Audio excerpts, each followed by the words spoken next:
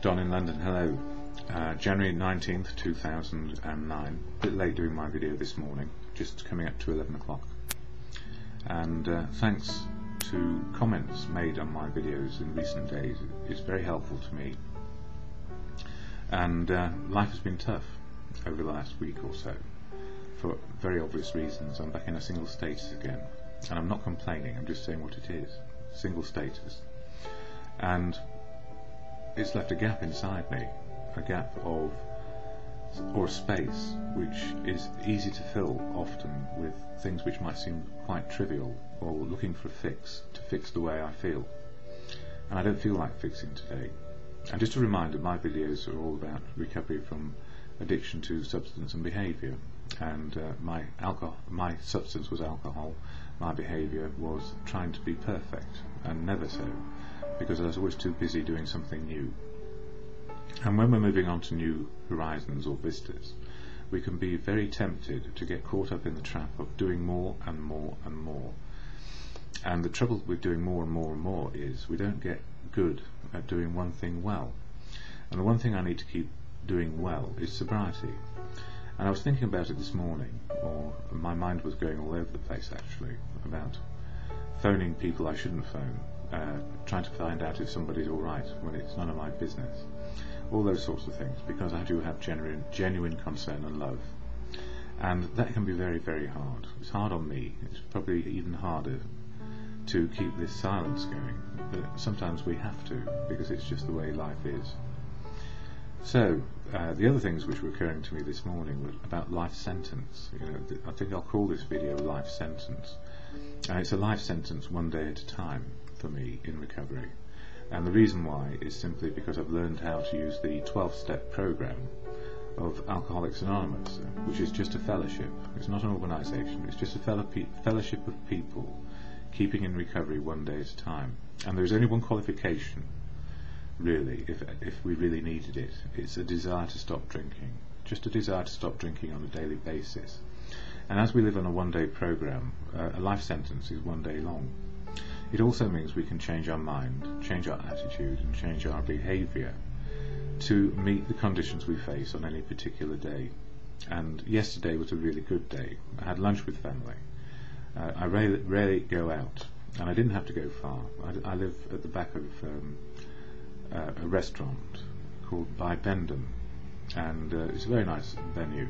And I was invited to lunch by my sister and my mum, and we had a good meal, and we were there for 3 hours and had a lot of talks about now and the future.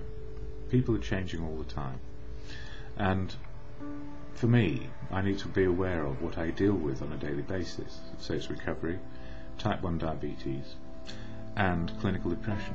And the diabetes and the clinical depression are quite linked, or interlinked, but also it's linked with I suppose an over-excess of alcohol over the years.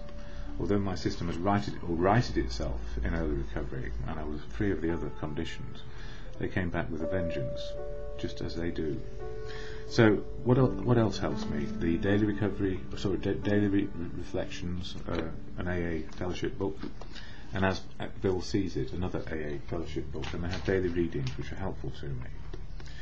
And they talk about God. And each and every person on the planet has their understanding of God. So there's probably 6.5–7 billion people on the planet, and they all have a definition of God which suits them. And that's the gift. We all have a definition which suits us. And my understanding of God is an appeal to good conscience. It's not a reverie that God is going to save me from something.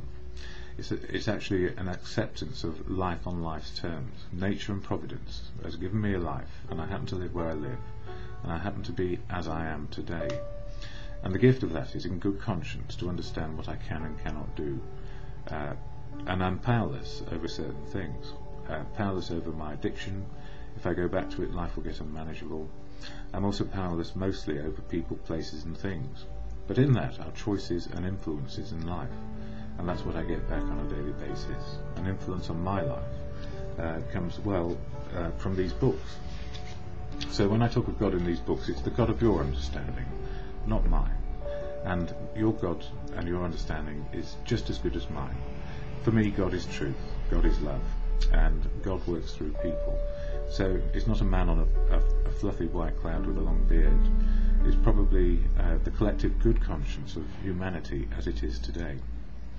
So January 19th, round the clock faith. Faith has to work 24 hours a day, and in and through us, or we perish. The essence of my spirituality and my sobriety rests on the round-the-clock faith in a higher power. I need to remember and rely on the God of my understanding as I pursue all of my daily activities. How comforting for me is the concept that God works in and through people. As I pause in my day, do I recall specific concrete examples of God's presence? Am I amazed and uplifted by the number of times this power is evident? Am I overwhelmed with gratitude for my God's presence in my life of recovery? Without this omnipotent force in my activity, I would again fall into the depths of my disease and death. And I guess, really, if I were to fall into the depths of my disease and death, I would end up dead very quickly, given the extra problems I have on top of dealing with my alcoholism, being in recovery one day only. And the omnipotent force for me, which is there in every activity, is the good conscience of mankind. Truth and love and all these things work through people. So if we look at the actual world as it is, most people work to the good of life and the bad of life. And even when we find people who are very irritable and discontented on a daily basis, we can actually say, well, they're doing their best. And we can connect with them in the best way we can at the moment. Or we can disconnect because we need to, because they don't want us and don't need us.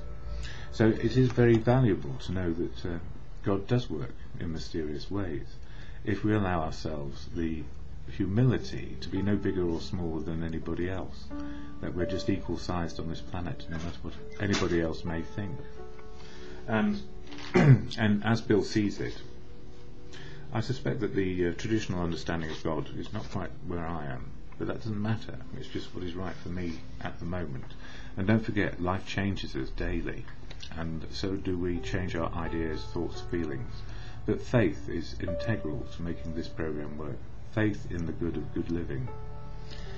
And as Bill sees it, page 2, or the second reading, in God's hands. When we look back, we realise that things which came to us when we put ourselves in God's hands were better than anything we could have planned. And the planning for me would be to be in control of. And the trouble is, if we're in control of things, we're also a prisoner of what we're trying to control.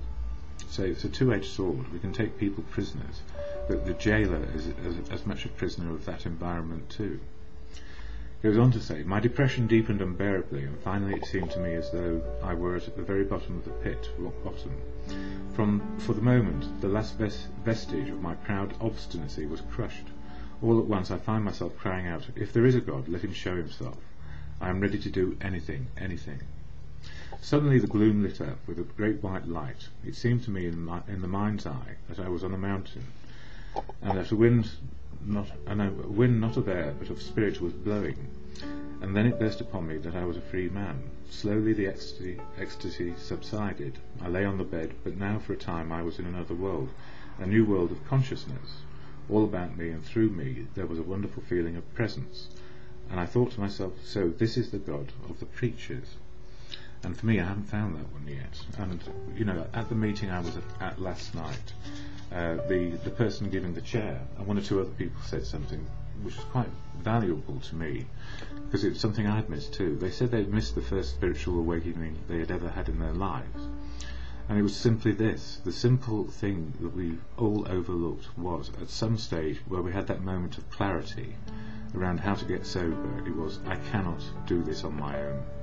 I cannot do this journey on my own. And that was the one thing I nearly forgot, that I actually admitted to myself and to God, of whatever understanding I have or have had, that I cannot do this on my own. And the greatest gift of recovery is we work together to stay sober, just for one day. It's just for one day, a life sentence long, just one day. My time is up, and more anon.